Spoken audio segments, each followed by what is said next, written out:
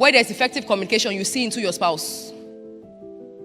Where there's effective communication, there is openness, there is self-awareness, there is self-acceptance, and there is self-improvement, because nobody is perfect.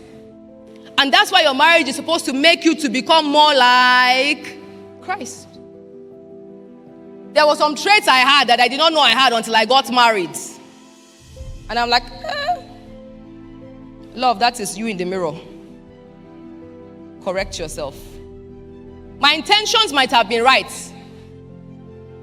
but my mode of communication was wrong.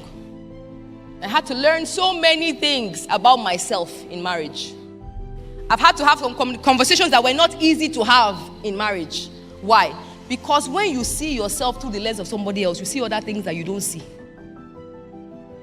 So many of us have been used to seeing ourselves in our own lens. When somebody else shows you another aspect of yourself, then you begin to ask yourself, now that makes sense. And this thing about communication is so important, because when there is intimacy, there is oneness. And without oneness, the blessing cannot flow from the head to the skirts. Let me say this at this point. This is so key, because this is one of the things that the enemy fights in the marriage, intimacy. The Bible says that one will chase 1,000, but two will chase how many? Some people are married, but they are not two. They are separate. And because of that separation, remember I told you, I don't know if I've said it before here, but the Bible says that God is not a man that he should lie. His word cannot be broken. His promises can never end. And so it means that the conditions for his promise must be met for you to have his blessing. And the devil knows it. And so what does he do? He creates a fraction within families. Perfect example. For a lot of people that are believing God for the fruit of the womb, in my own experience of counseling them, you find out that there is lack of intimacy between both partners. I didn't say lack of sex. I said lack of intimacy.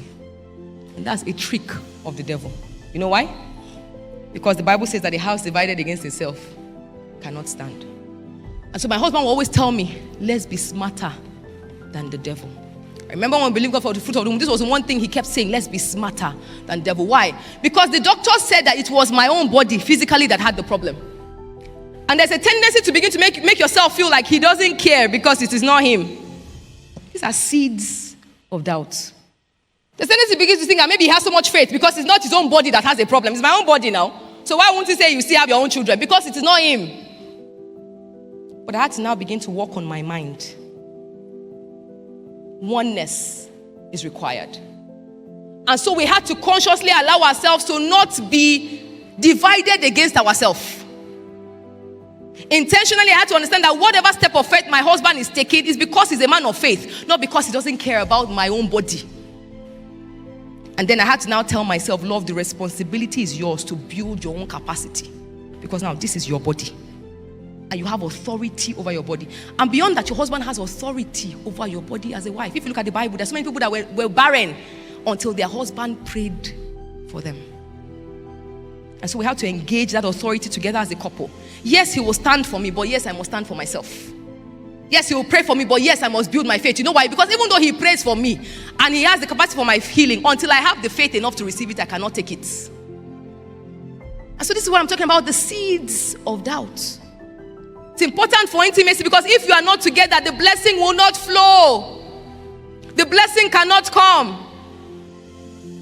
A perfect example, like I always share in our testimony, is that particular Shiloh that I got pregnant, my husband sent someone to pick the car to go and wash it. My office was in ALDC then. The guy left from ALDC, was supposed to go to the filling station to go and wash my car. Somebody called me a few minutes later and said, love, are you okay? I'm like, I'm fine. I said, why? He said, because your car is inside the ditch. I said, the ditch? How did going to the filling station get to this suit behind guest house?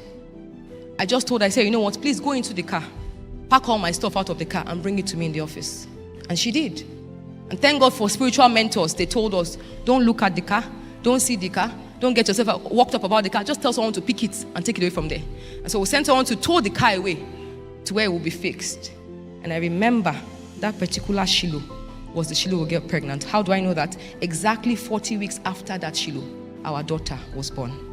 What am I saying? The enemy will fight your intimacy. He will fight you from doing what God says, because if you do what God says, the blessings will come. And he knows he has but a short time. He's not foolish. He's not stupid. So please, in your families, be smarter than the devil. It's not always about being right. are you standing in God's will and in God's way?